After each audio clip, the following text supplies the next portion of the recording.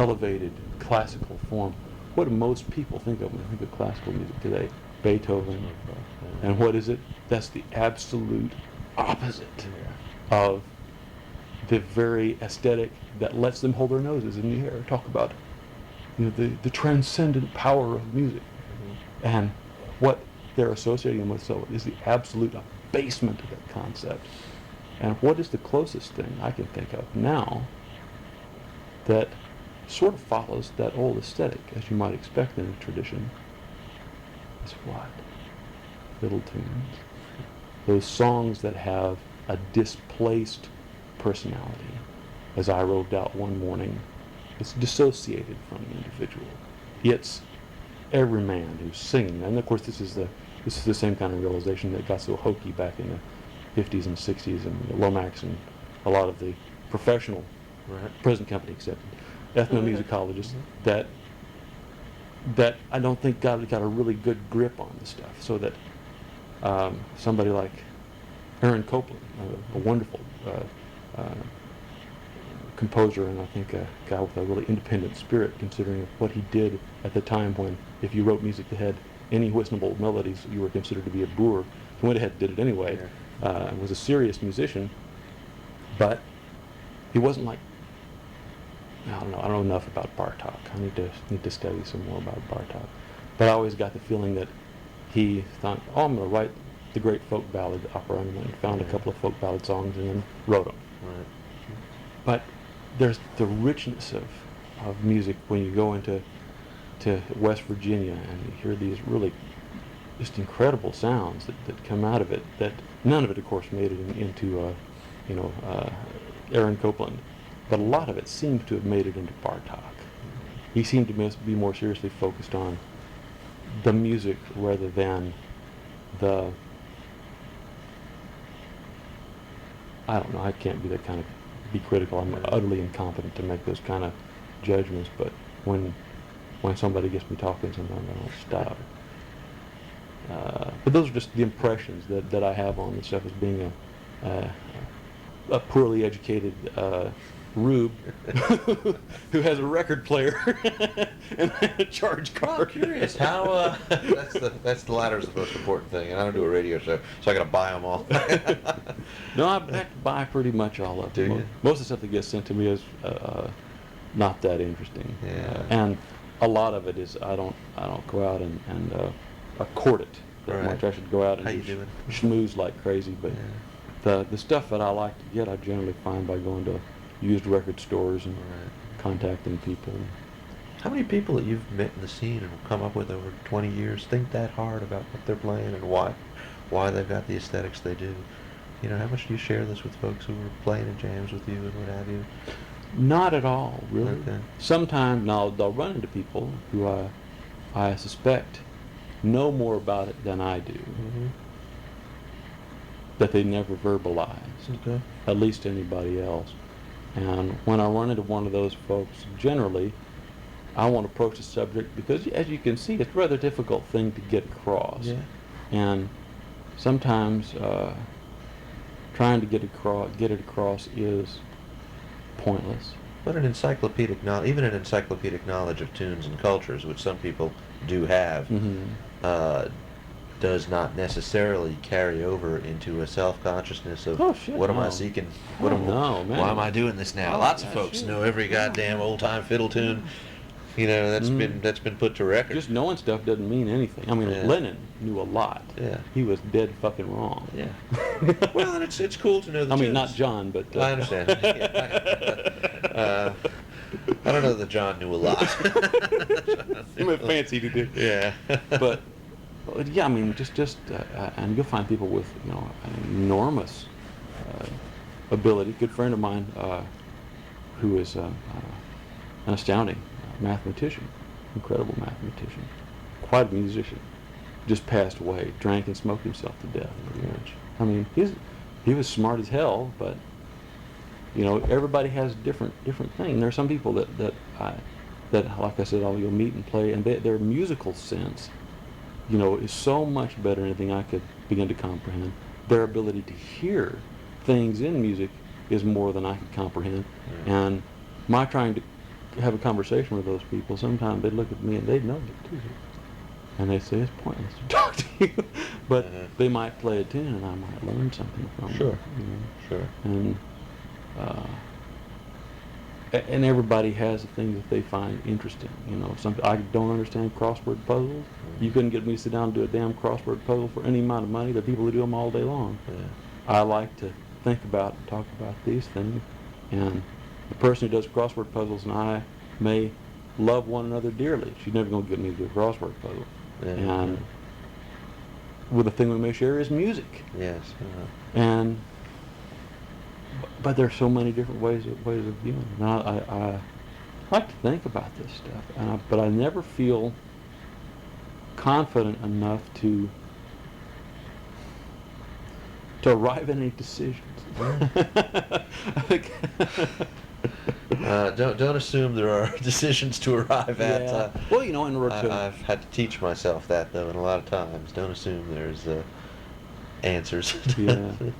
What is that line about? It ain't what you don't know you got to worry about. It's what you do know that's dead wrong. Yeah. That's, but and it just seems like you kind of find little signposts everywhere you go, so that if you go and you find sometimes you can judge a book by its cover, almost. I saw that. I thought, I bet I'm going to learn something from that book. Yeah.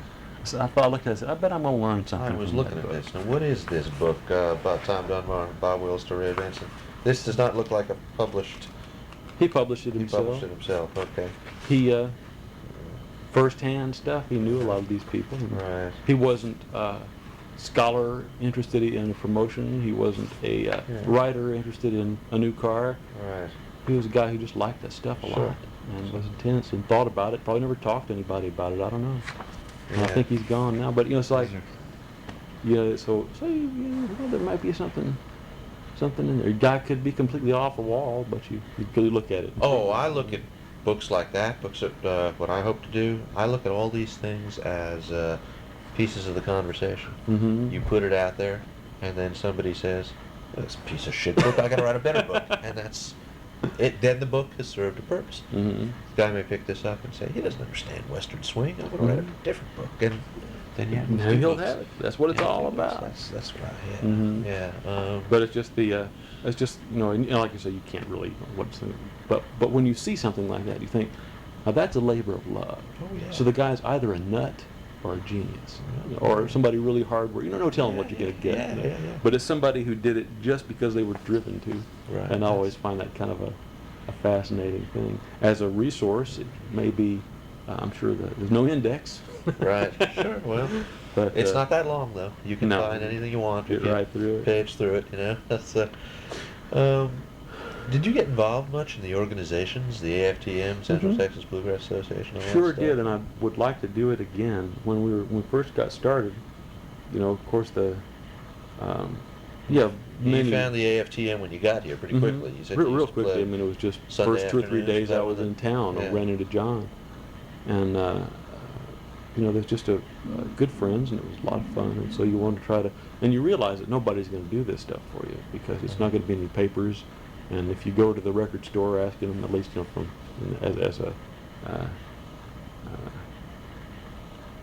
symbol, you know, asking for Mass Lipscomb, they're going to give you Trini Lopez. Right. And so if it's going to happen, you pretty much got to do it yourself. Right. And so friends get together and just do these things. And that was a wonderful thing about Austin when I first moved here. You know, when the rents were hardly anything, there were empty buildings everywhere. And so if you wanted to start an armadillo, there Yeah. was a place to go do it. Right. It was right there, and there were just it was a really good thing. It's wonderful. Like I long for the boom to be over, you know, in a lot of ways, Right. just because of that, because things get so messed up. But did a lot of stuff with AFTM, and as with any organizational things, they're a big pain in the butt, and you encounter friction with friends whenever Sure. you have to start. Well, you didn't do this, you didn't do that, and the festival came off, and we did 2 or 3 of them. Yeah. I was involved to varying degrees. Then it was really good, and everything was healed over. It was a great experience and a lot of fun. Right. And so I did the newsletter for them for a couple of years, the Real Times, wrote stuff and pulled it together. And then got kids, got family, and all of a sudden you can't do that stuff anymore. Yeah. But then the kids grow up. Right. And this has happened. A good friend of mine now, their kids have grown up, and they're really big, and they've given the AFTM new life, and they've come in as sort of like another generation of folks, and have got that organization doing more stuff. Who is that? Tim and Angie Wooten. Okay, yeah, and that's who. Mhm. Tim Wooten is the first person I Yeah, contacted. so Because Tim's a great guy. I just knew he was the head of current president of AFTM. So I said, I'll contact this guy. Well, Tim and I were he grew up outside of College Station, Is and so that- we were kind of like he's about 2 years older than I was. When did you meet him? Oh, I guess I knew his brother. His brother and I were in the 5th grade together. I see. And they lived out on the edge of town. Not on the edge of town. They lived in the country. Uh-huh. We lived on the edge of town. They lived a good 20 miles out in the country. Right. And his dad, A.B. Wooten, was a professor at A&M. Uh-huh. And What did he teach? it was something with real estate, ranch. Uh-huh. It was with I think appraisal or something of ranch land. Okay. And so they were country people. His mom and dad were from West Texas, from Junction. Yeah. Around there, had been a long time Texas family, and there was a disaffected group of kids that I hung out with, long hairs, and it was during the Vietnam War, so there was all this friction between one side and the other. Our little faction pretty much hung out at the Wooten's land. Uh-huh. So we'd go out there at the Wooten land and drive cars out down the little country roads and go back and make a big circle and hang out there on Saturday nights. And Terry and I played music together a little bit, and Terry's a much better musician than I am. He's Is that Tim's brother? younger brother, and Tim is, of course, a very good musician. Their granddad was a fiddler. Tim's granddad was a fiddle player and played a really old Appalachian style, but he was Junction, so he was an inherited style, And fiddle styles in Texas are interesting stuff because they're really different in a lot of ways than they are from the East, though they have common roots and heritage, but and it's always so difficult to parse out what's new and what's old and what's been introduced since records and what's so then one of the interesting things, a point that Wolf makes in his book about if you look at Texas Fiddler, one of the first recording, the first country recording was either John Carson or was Eck Robertson. Right. And so if you go to that to find the archaic style of playing, but you got to remember that when he was recorded, he was a young man who was an entertainer, who was breaking the mold to win contests, and was a complete departure in a lot of ways. So he's not the guy who would probably be, even though the records are the oldest, they're not the ones that are going to give you an idea what the music came from, the stock, what was it like. So what it would be, well, there was Uncle Jimmy Thompson, who was the first, really the sort of catalyst for the Grand Ole Opry, because they had this idea of a radio show, and they put Uncle Jimmy Thompson on, and he played some tunes, and people just went wild down in the South, like they did when they first brought records down there. They gave the record industry a big shot in the arm because of all these music crazy people down in the hills. Well, so he was an older man, not by much, but he had not been an entertainer all of his life. So he had a slightly, may have had a more pure kind of attachment to the old form. Plus, it was a nostalgic thing. Right. In the 20s, we think of the folk revival, because you're aware of this stuff, of the folk revival being something that just happened in the 60s. Of course, it's happened in the 20s, and it happened God knows when. Sure. It happened in the 1720s. Yeah. When that guy went around. We got to get the old music before it disappears. But when you want to try to find out what's the difference between round peak style, Tommy Jarrell style of fiddling, and Alabama music, really different. Great book by Joyce Calvin on Alabama style music, and they're going to be here. But they've got a band called Red Mountain White Trash from Alabama, and she wrote a wonderful book When are about they coming to town? in November. Did Tim 3rd just to send a 5th. thing out on that on the I think he internet? probably did. Yes, I Yeah. saw that. An old friend of mine named Ed Baggett is playing fiddle with them. I hope to see him. He was part of I met him in the mid to late 70s. I was playing a lot of Irish music for dances, and the whole traditional culture around here. We go to these meetings of the Ancient Order of the Hibernians, and they have the Fashana for 3 days, and that's great stuff. But he drifted off into Alabama and met James Bryan and a bunch of good people up there who didn't know how to play, and so they learned a lot of the tunes that are Alabama style, a lot of slidey, bluesy kind of things, rags, really good sound. But they're very much geared towards dance right now. It's always has been for a long time, the dance scene, because it's just fun, and it survived somehow the 40s and 50s and the hoop skirts and all that crap, because regardless, there's just something really fun about a good community dance, squares and contras, and you can dance with every girl in the room, and if you can forget the trappings and the crap and the romanticism and stuff, it's just dance. Right. And so you go like down to Carpenter's Hall on Third Friday here, a wonderful hall, and there'll be people in there dancing. Nobody's wearing hoop skirts or any of that kind of stuff. Yeah. It's just good dance. You go up to Seattle and up that area, of course, they got men wearing dresses dancing up there, but so it's cool. It's California, what can you say? So that's happening all over the place. Just this, dance very much focused in the present. Yeah. But the aesthetic is just the music that's made for that kind of dance, and you just can't dance good squares and contras to Bruce Springsteen. Nothing wrong with that, but it just doesn't work. You've got to have the right thing to make it go. So those guys are really, really strong into that. But I got wandered off on that trail. Where are we going with that? How are you doing on time? So you I need to get my ass to work, I Okay. guess. But here's a good picture. There's the Austin one.